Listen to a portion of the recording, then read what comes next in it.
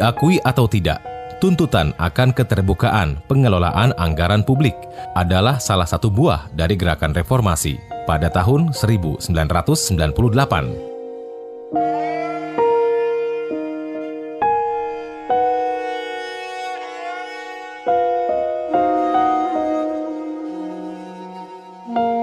Reformasi yang dimotori para mahasiswa saat itu menuntut agar rezim Orde Baru bersih dari korupsi, kolusi, dan nepotisme, atau biasa disingkat KKN.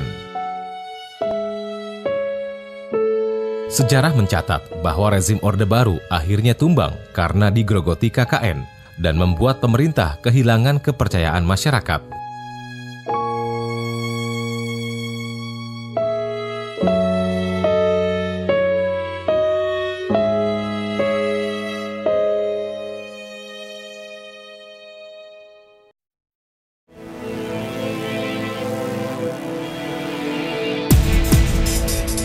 Di era reformasi, tuntutan agar Indonesia bersih dari korupsi makin kuat. Di lain pihak, birokrasi terkesan gagap dan lamban memerangi KKN. Tak heran jika masyarakat gerah dan membentuk sejumlah lembaga untuk melawan korupsi. Salah satunya adalah Forum Indonesia untuk Transparansi Anggaran atau FITRA yang berdiri tahun 1999. FITRA dibentuk untuk mendorong transparansi anggaran negara. Jika masyarakat ikut mengawasi proses pembuatan anggaran hingga realisasinya, diharapkan anggaran yang dibuat pemerintah lebih ditujukan untuk mensejahterakan rakyat, bukan untuk kepentingan partai politik atau penguasa. Selain itu, transparansi anggaran juga mencegah terjadinya korupsi sejak dini. Untuk mengantisipasi atau untuk mengantisipasi supaya jangan terjadi korupsi atau istilahnya preventif preventif supaya dalam hal perencanaan anggaran itu antara eksekutif dan legislatif itu jangan ada kong kali kong, dan semua pembahasan anggaran itu dalam perencanaan itu supaya itu diarahkan semuanya untuk kesejahteraan rakyat, karena ini amanah Undang-Undang 45, di mana dalam Undang-Undang 45 itu diamanahkan buat kita bahwa APBD atau APBN diperuntukkan sebesar-besarnya kemakmuran rakyat. Anggaran publik memiliki karakteristik sebagai berikut. 1. Anggaran dinyatakan dalam satuan keuangan dan non-keuangan. 2. Anggaran dibatasi waktu tertentu. 3. Anggaran berisi komitmen untuk mencapai sasaran yang telah ditetapkan.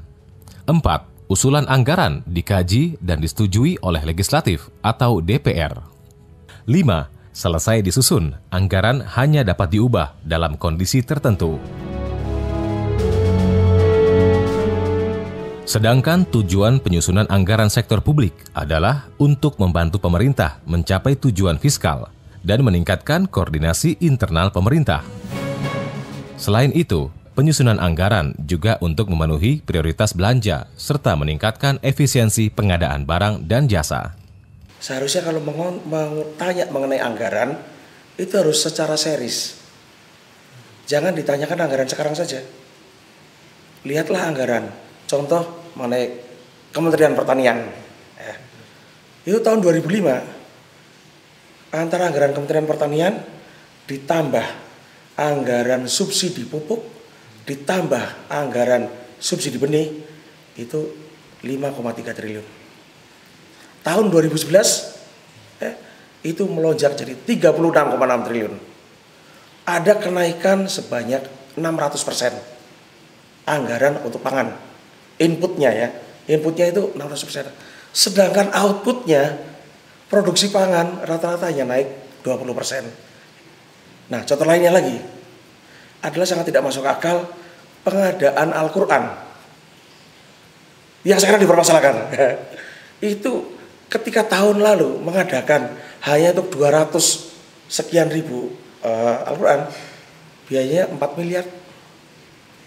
Sekarang menjadi 600 sekian ribu, biayanya naik jadi 30 miliar. Ini kan nggak masuk akal.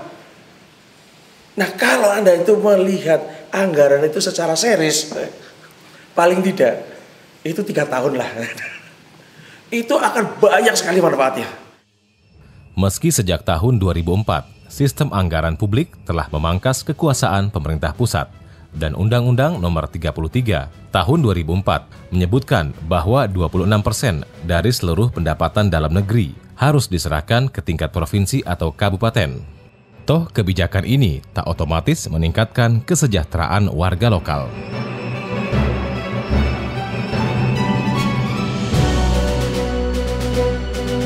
Ini disebabkan beberapa hal, yaitu di internal pemerintah pusat, banyak kementerian yang enggan menyerahkan kewenangan ke pemerintah daerah secara utuh.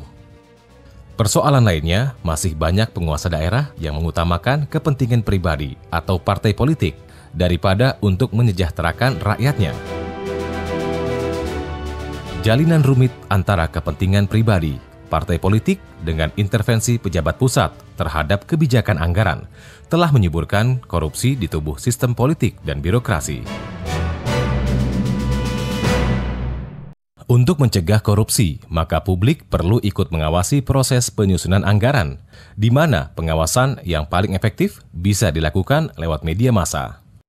Ya, memang kalau kita bicara soal anggaran publik khususnya yang terkait dengan APBD dan APBN, memang kecenderungan terjadinya markup di satu sisi dan markdown di sisi lain. Masalah yang lainnya adalah soal alokasi anggaran itu sendiri yang seringkali tidak tepat atau justru tidak sesuai dengan apa yang sebenarnya dibutuhkan oleh publik atau masyarakat sendiri. Nah, menurut saya dua hal ini disebabkan oleh, kalau kita kaitkan dengan isu informasi ya, penyebabnya adalah sebenarnya adanya asimetri informasi. Jadi di satu sisi para pejabat publik itu menguasai secara menyeluruh informasi tentang anggaran, gitu ya. Di sisi yang lain, masyarakat justru miskin informasi tentang anggaran. Nah, kenyataan ini sebenarnya terlihat dari misalnya indeks keterbukaan budget yang dibuat oleh International Budget Foundation yang kita tuh kalau nggak salah 50 ya dari 80 negara yang disurvei. Nah, apa akibat dari asimetri semacam ini? Yang pertama adalah pasti kontrol dari publik menjadi berkurang, karena kontrol itu hanya akan efektif jika informasinya tersedia secara cukup. Secara umum, penyusunan anggaran publik berlangsung dalam 4 tahap.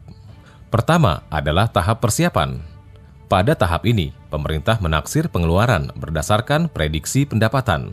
Yang perlu diperhatikan pada tahap ini adalah perlunya menaksir pendapatan seakurat mungkin. Bila tidak, besar kemungkinan anggaran bakal defisit. Kedua adalah tahap ratifikasi. Tahap ini merupakan tahap yang paling rawan penyelewengan karena melibatkan proses yang rumit dan berat. Pemimpin pihak eksekutif dituntut tak cuma punya managerial skill, tetapi juga political skill, kemampuan negosiasi, serta berpikir strategis. Selain itu, dibutuhkan juga integritas yang tinggi dari pihak eksekutif, karena di tahap inilah terjadi tawar-menawar dengan pihak legislatif. Karena lolos tidaknya anggaran ditentukan oleh Badan Anggaran DPR. Tahap ketiga adalah pelaksanaan anggaran. Di tahap ini, yang penting diperhatikan adalah perlunya sistem informasi keuangan dan pengendalian manajemen yang baik. Setelah ketiga tahap itu dilakukan, ditutup dengan tahap pelaporan dan evaluasi. Jika proses penyusunan anggaran ini dilakukan secara transparan, mestinya di tahap evaluasi tak akan ditemukan banyak masalah. Karena porsi pendapatan terbesar dalam anggaran berasal dari pajak masyarakat, maka sebagai bentuk tanggung jawab terhadap masyarakat, pemerintah perlu bersikap transparan pada masyarakat. Namun hingga kini, pemerintah masih enggan bersikap terbuka soal anggaran. Oleh sebab itu, disinilah pentingnya peran media untuk mengawasi proses penyusunan anggaran, agar tak terjadi bagi-bagi proyek antara pihak eksekutif dengan legislatif, khususnya dari partai politik yang dominan. Korupsi yang terjadi sekarang, yang sumber anggaran itu salah satu menjadi semakin banyak adalah karena lemahnya fungsi kontrol. Sebenarnya fungsi kontrol baik itu oleh masyarakat maupun oleh kita sendiri. Dan oleh kita maksudnya dalam kita itu dalam konteks saya media gitu kan, saya sebagai orang media yang menggeluti sehari-hari. Karena saya melihat itu arusnya itu menjadi semakin fungsi kontrolnya semakin melemah. Kebanyakan media sendiri terfokus pada pada tataran yang dasar banget gitu, dasar sekali bahwa oke, ada korupsi, selesai. Tapi mereka kehilangan daya gedor supaya proses ini tidak terulang, supaya pelaku-pelakunya, jadi proses awal sampai proses akhir, sampai proses pengungkapan yang namanya korupsi itu menjadi semakin lemah. Teman-teman media bisa secara aktif terus terlibat dalam proses penganggaran sampai kemudian ditetapkan menjadi sebuah dokumen anggaran yang resmi, APBD maupun APBN gitu ya. Nah, artinya apa? Artinya teman-teman media bukan fokus pada peristiwa, tetapi fokus pada isu, yaitu isu tentang bagaimana anggaran publik bisa pertama alokasinya sesuai dan juga tidak terjadi markup atau markdown baik di perencanaan maupun di tingkat implementasinya. Komisi Pemberantasan Korupsi bisa memuaskan rakyat Indonesia yang saat ini terluka. Meski telah banyak inisiatif pemberantasan korupsi, namun terkuaknya beragam kasus korupsi baru jadi indikasi masih kuatnya penyakit korupsi di negeri ini.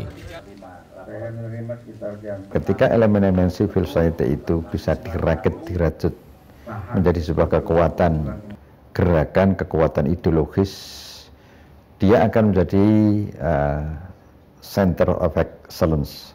Excellensinya yaitu pada kekuatan-kekuatan transformatif. Nah, inilah agenda KPK ke depan. KPK nggak bisa kerja sendiri dan memang tidak punya pretensi untuk kerja sendiri. Dia justru harus lebih terbuka untuk dengan siapapun juga, lintas agama, lintas status, lintas etnis, lintas profesi, untuk melawan